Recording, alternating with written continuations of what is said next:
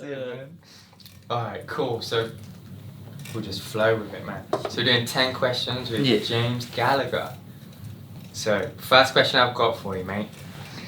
If you could find out the time and date of your death, would you, and why?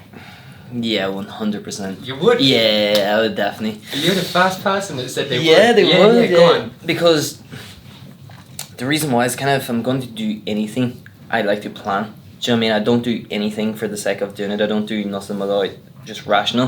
Do you know what I mean? I'm a very rational kind of guy, but I have like rational thoughts and then go, I'm going to do this, and then I'll sit back and plan it and then go and do it. You know what I mean? So if I know the date of my death, then I can plan my life. Yeah. And I've nothing to be scared of because I know exactly what I need to do to make me happy for the period of time. If it's a short time or a long time.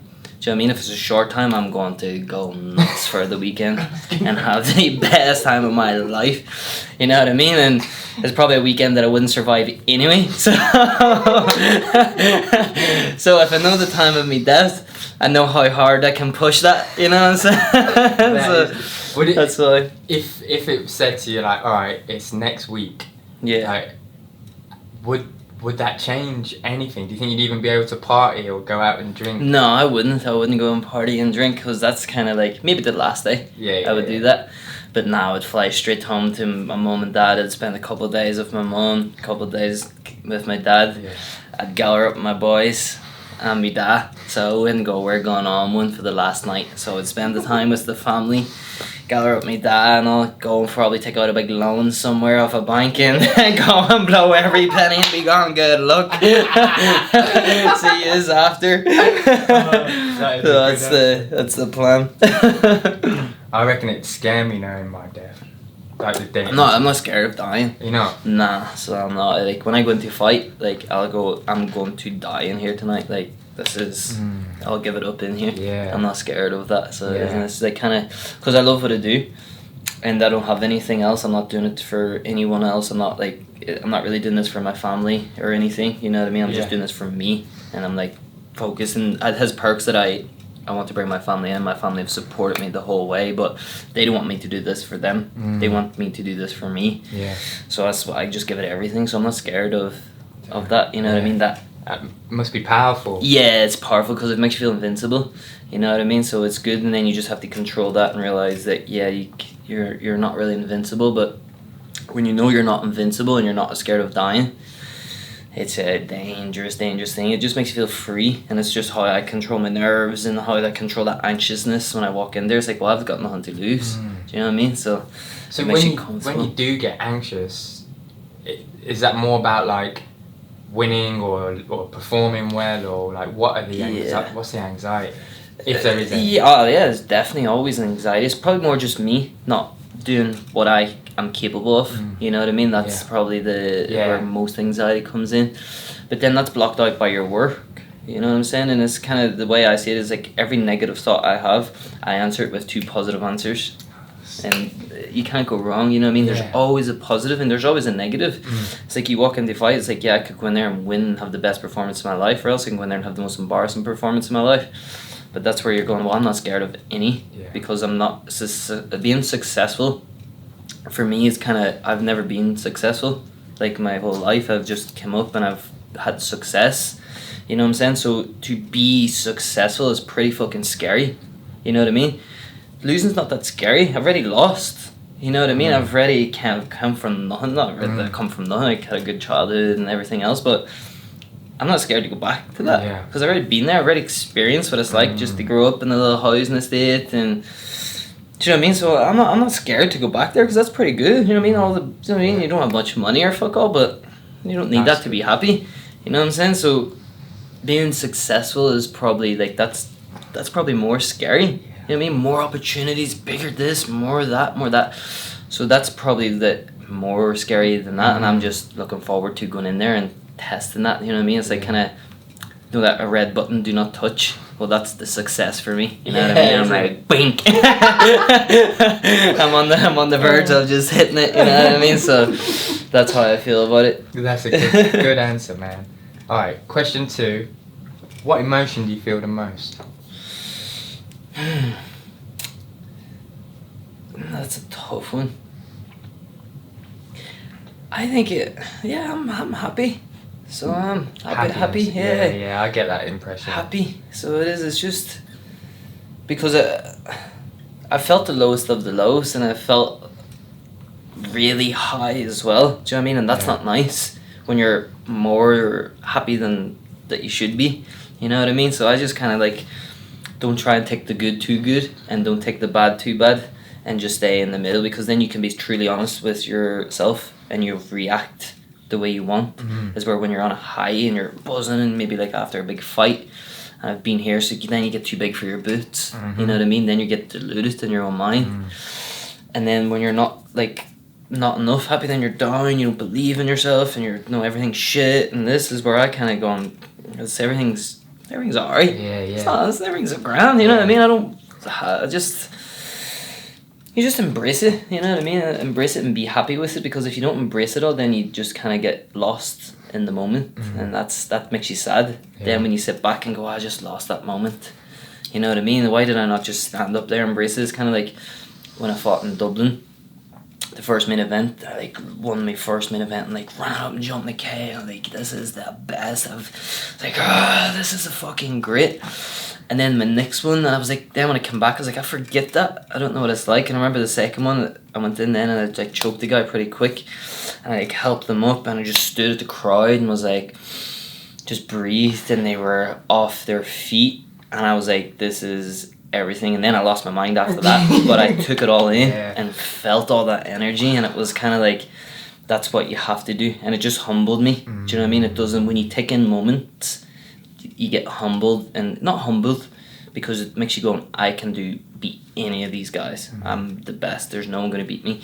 But it like grinds you and going, but I need to work my bollocks off. You know what I mean? I need to get this. I need to get away and focus and keep that focus, because you can feel the energy and the push that you're getting when you take it in. But sometimes when you don't take that in and you just lose your head, like, I'm the shit, I'm the best, it doesn't connect. Right. So then you're just off your heart, you know what I mean? And sometimes your heart's not always the way, because you're angry or emotional or hyped, and then you don't take it in, and you know what I'm saying, and it drives you. Then you believe you're too cocky, and you get deluded, and you get this. Is where when you know you're the best, and you know I can be the best if I do X, Y, and Z, and use that energy from that feeling, then I don't think there's anything that can stop me. So it is it. Yeah. That's very cool. Do you have a philosophy to life? Like, if someone was to say to you, what's your philosophy to life? Do you have one? Yeah, I've got a couple, because I feel like I'm very like mixed personalities a little bit. Sometimes like if you just in life, day-to-day life, I don't care much, you know what I mean? Like even about fighting and training and all this, but then when I step into the cage, I'll die in there. You know what I mean? So it's kind of like it's just a balance of it all. And I feel like it's kind of like a lot of fighters just focus on solely on fighting, as where I just focus on me. You know what I mean? I'm just there to be better myself every day, and get up and do stretching in the morning, studying, reading, kind of educating your mind. Because when you do all this stuff and then you go and train, I train twice a day, but then if I do all this stuff in the middle, I'm not really thinking about fighting, but my mind's so active and clued into learning and growing that when I go and put my time into the training, it's like, wow, this like these techniques, these small little bits is where I remember when I was younger, I didn't care about me. I just wanted to fight. I'm going to become the best. And it was kind of like, I was just showing up and training hard. My mind wasn't like in there, as where now I kind of like don't try and like focus on, I've got training tonight or whatever. It's like, all right, well now I'm doing my stretching in the morning, then I'm going to do my training, now I'm focused on my nutrition and recovery, now I'm going to study, then I'm going to go back training. And I'm like, just take your bits, by the day goes on. And I feel like then you can't get too ahead of yourself, because you're just clued in on exactly what you're doing. Is where sometimes if you're just focused on training, you could have to do something else outside. Your side hustles, they all go to shit, and then whatever that is as well. Focus on one thing and go and do it. Yeah. You know what I mean? So that's kind of my philosophy. Just stay grounded. Don't stay in the middle. That's good, man. That's a nice way. You know what I mean? You said, do you do some reading? Yeah, what type of reading do you do? Martial arts or? Everything, more just about like about the mind and like kind of business kind of mindsets and successful mindsets. So now I'm reading the 7 Habits of Highly Effective People, and then also how to manage property, because I'm getting into that. Do you know what I mean? And it's kind of just like, because I never read or anything, I didn't do good at school or anything like that, so it's kind of like, it's hard for me to sit down and read.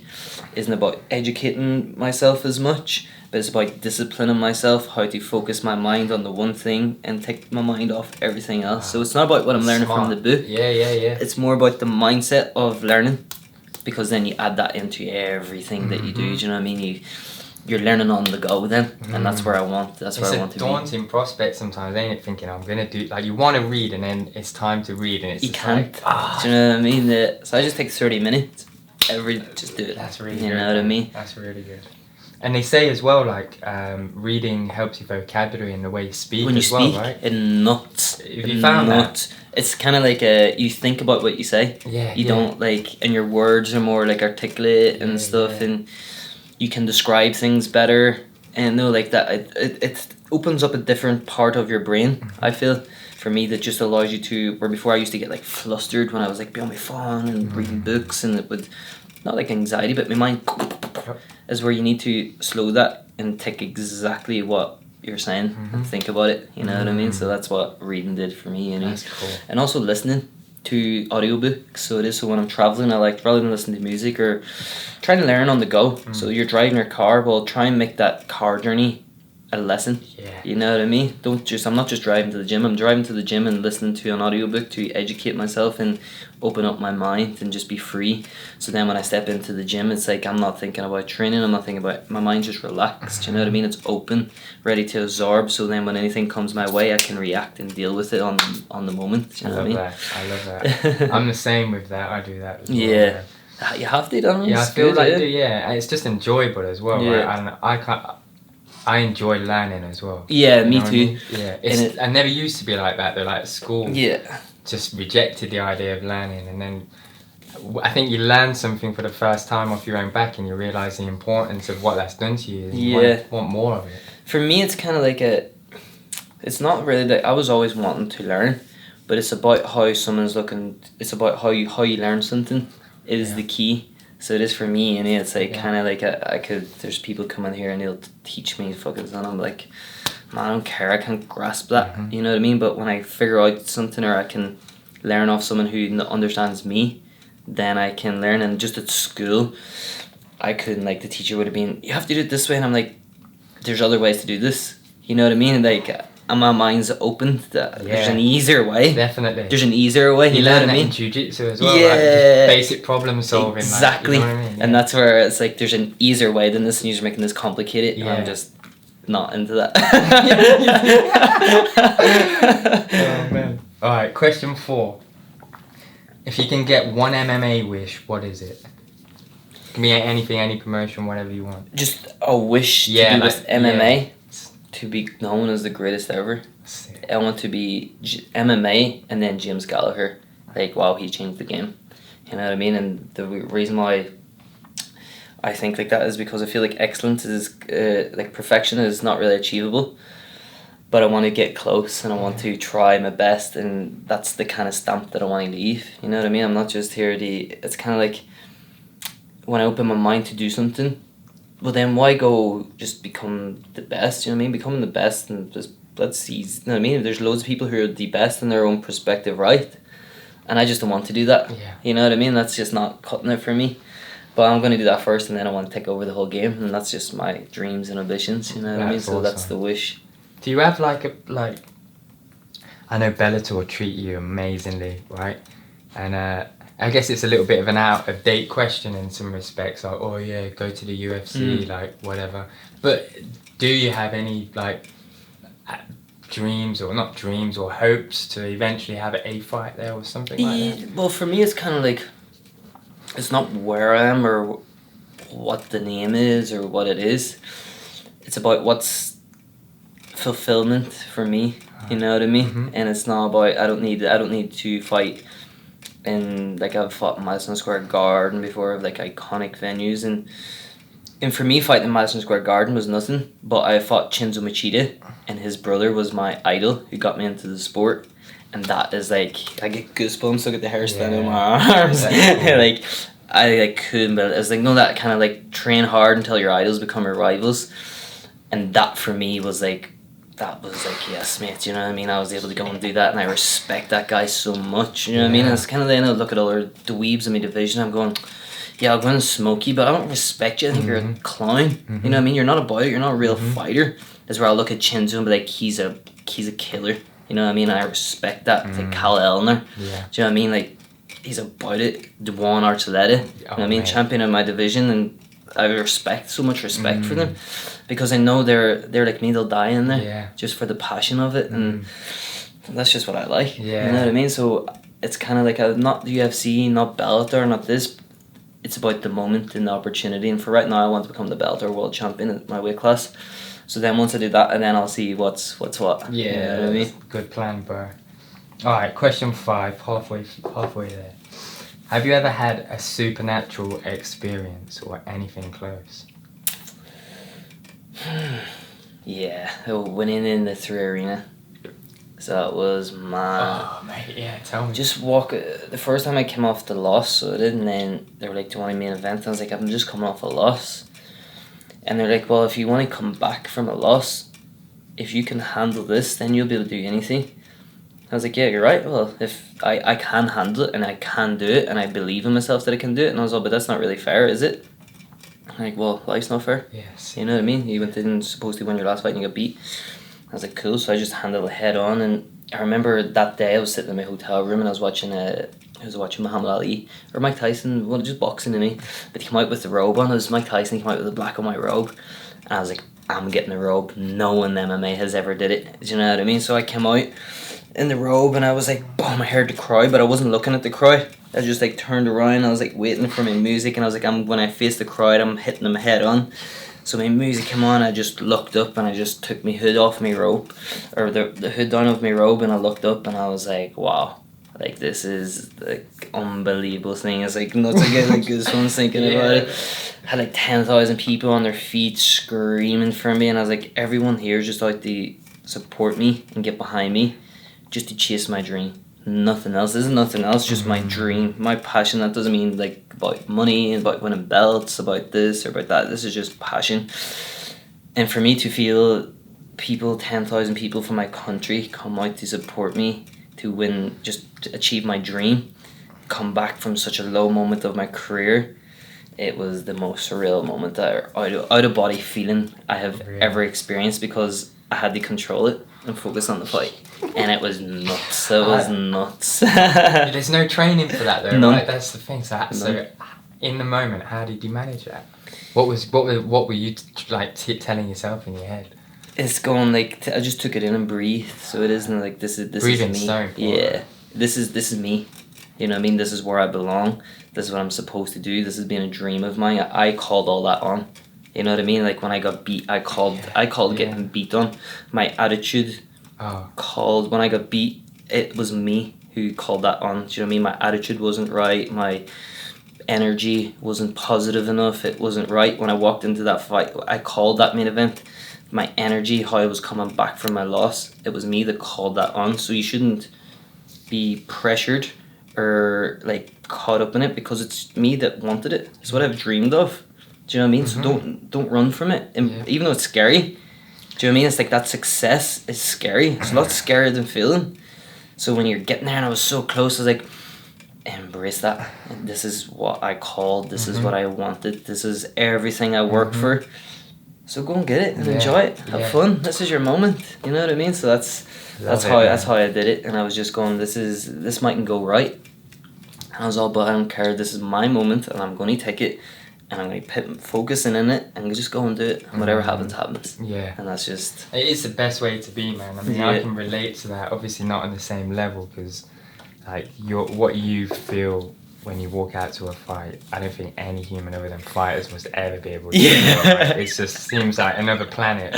And that's why I'm not scared of dying in it. But that's why I can embrace it. What else can happen? I'm going to die. Yeah. Mm-hmm. Let's go. Yeah. You know what I mean? I don't want to. That's not like saying I wish me fucking life. I love my life. You know what I mean? But it's just that commitment. It's what I've called on. It's my energy has been put into this for so long. So now when you don't run from that. You know what I mean? It's scary, but it's what you work for. Yeah, that's it, man. a little bit about me, slightly on that, is I've dreamed of working with the UFC and in MMA for so long, man. And then all of a sudden, a portal opened up out of nowhere, and I was there. Yeah. And then I'm just like, yeah. Do you know what I mean? And then all of a sudden, I got like, one of the PR teams asked me, "Oh, did you still want that chat with Dana?" But it caught me so off guard, I shit myself. I was like, I'm not ready. But I didn't say that. Yeah. In my head, it was literally what you just said. It's like, alright, mate, you worked here. What the fuck? Go like, do it. It's scary, but do it. But that's what I mean. But that's success. You know what I mean? That was your goal. When I speak to him, and then it's like, oh, your goal's in front of you. It's like there. Yeah. And you go, oh, bollocks. Yeah. You know what I mean? But some people then just go, oh, I'll just leave it. And it's like, man, grab your fucking dream. It's just boom, just get it. You know what I mean? So that's it's the same mentality. That's it. You know what I mean? It's no different. Right, number 6. Indica or sativa? Indica. End of this over. Me too, man. It's the best. I find sativa can sometimes make me like go a bit scatty in my head. I'm too hyper. I'm like chill, you know what I mean? I'm like buzzing around, so I need putting down. Yeah, it is. Or else when I like focus, when I go to do something, I'm so good at just going. Yeah. And that's me. You'll not speak to me. Like, you could be in here making noise, and if I'm reading a book or if I'm like watching jiu-jitsu or watching MMA or whatever, I wouldn't even know you're in the room. You know what I mean? Yeah, so you just switch off. Do you find like any, like, obviously there is, but it's different per person, but do you use cannabis like alongside mixed martial arts? Like, how, like, does it help you in any way with training, like thought process, it's recovery? Like, it's kind of like for me, it's kind of when you're just training every day, it's kind of you're in an out of body experience that no one else feels, and you can't handle that, and sometimes it gets too much. So then it's like it's kind of that energy system. Do you know what I mean? And sometimes it's very hard to control. So sometimes after training, it's nice to bring you back to that grounded, normal, resting, focused kind of mentality, especially after like at nighttime, because your mind has to switch off then to get ready to go to bed to recover. It's different like during the day or nothing. I wouldn't really like, you know what I mean? If I'm training in the mornings, I wouldn't smoke it after training because then I've got stuff to do and that kind of thing. But definitely at nighttime before I go to bed, I like to do it just to like switch off and get my body into rest so that I can get ready to go again tomorrow on training. And just for like inflammation on your joints, and because you after sparring, it's like imagine I'm fighting all night with some guy and then I go home. You know what I mean? And my muscles are, I'm sitting here, my shoulders are raised and all. It's like where I just need to relax. You know what I mean? And that's where, and that's where it comes in handy for just mellows you. You know what I mean? And it's nice to be like that. I agree, bro. All right, question 7. What's your favorite moment in all of history? Fuck. And just like my life, just it can be life, can be like literally anything. Something that was poignant to you. I would say the biggest moment kind of problem. I don't know. There's no World Cups yet for Ireland, is there? Yeah, I'm not a big football guy, so Are you not? Yeah, I don't really like football. So I do like football. I've got friends back home, and you know what I mean, who play for Ireland and shit. You know, support. What about when you was growing up though? No, never into football. So I was when I was growing up. Yeah. Never into it, so I was never a sports kind of guy. So obviously I like football. You know what I mean? I was the boys playing football or whatever, but I never played for teams or nothing like that and stuff. But the biggest moment, I'm not too sure. I don't really. It's yet to come. Yeah. So it is. It's it's yet to come. Yeah. So it is. I just feel that there's something brewing not too far away.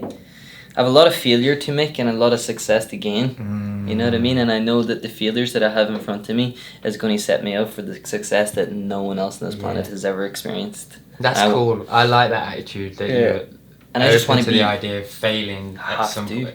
Well, I haven't failed, so I don't know what it's like to. Yeah, but you're open to it. Yeah, of course. I'm not scared of defeat because I do get defeated every day in my own life. I defeat myself sometimes. You know what I mean? Yeah. So it's like not a big deal. You know what I mean? But today I do something wrong, then tomorrow I'll do that fucking thing right. Yeah. You know what I mean? And them failures are going to set me up, and I'm so good at learning from them. Is where people stop on their way to stop. I can't fail no more. I'm done. But once you stop failing and you stop being successful, is where I'm never going to stop, and it's going to bring me to an experience where no one else has ever got there. and I'm just looking forward to that day. And that mightn't be in fighting. It could be in something else. Yeah. You know what I mean? But I just know I'll have something there written in my life that's going to be different. I like that. Favorite tattoo of yours? The new one I just got. Yeah, Bobby Sands quote. Yeah. You can never break the spirit of an Irishman. You know what I mean? It's just someone like him is very close to my family and stuff like that back home, and I just like what he done for our country. And who? Bobby Sands. Oh, Bobby Sands. He is, yeah. He's an Irish soldier from back home who helped try and free our country, and he fought for our country in a way that no one could ever fight for. Someone who give up death for something is something that I want to do in MMA. It sounds like a good answer for the history one. Yeah. Yeah, so it is, but the way he gave up his life for my country is the same way when I walk into fight and go, I'm not scared to die in here. And that's why I idolize someone like that who can give up so much passion for something and is not scared to die for that dream. And some people achieve them and some people don't, and that's what I love about it. You know what I mean? So that's definitely by far my favorite tattoo. That's very cool. Very cool. Do you believe in life outside of Earth? Nah, you know not really. What life like when you die? No, I mean like right now, yeah, like, big time, 100%. Me too. There's definitely like there's. When you said no, I was like, okay, no. let's have a convo. Yeah, no, there's definitely. Say no. There's a little country or there's a little village somewhere where there's a lot of weird. I don't know, not humans, but there's fucking something going on. There's something going on. I feel like they're controlling us or some shit. Yeah, it has to be. Do you like that simulation idea? What you mean? So it's the idea that like we are living in a simulated universe on some high kind of technology. Yeah. A little bit like Sims. But next level. And I don't get it. James Gallagher. Yeah, some guy in his basement.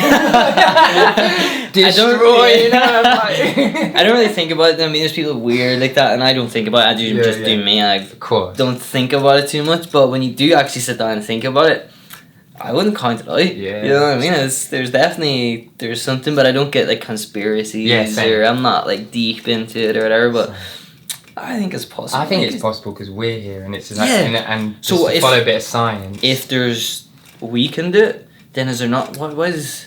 Mate, do you know what I mean? Do you ever see a trick a dog can do? Yeah. Do you know what I mean? There's dogs that can do shit. So imagine if that's a dog. Imagine there has to be a different kind of species that. You know what I'm saying? 100%, mate. 100%. Maybe we were trained. How you sitting? Gets that paw there. Click of the fingers. Alright, last question, my dude. What gets wrote on your gravestone? The one and only, the strobe animal. With a little peace sign on the end of it. Good luck.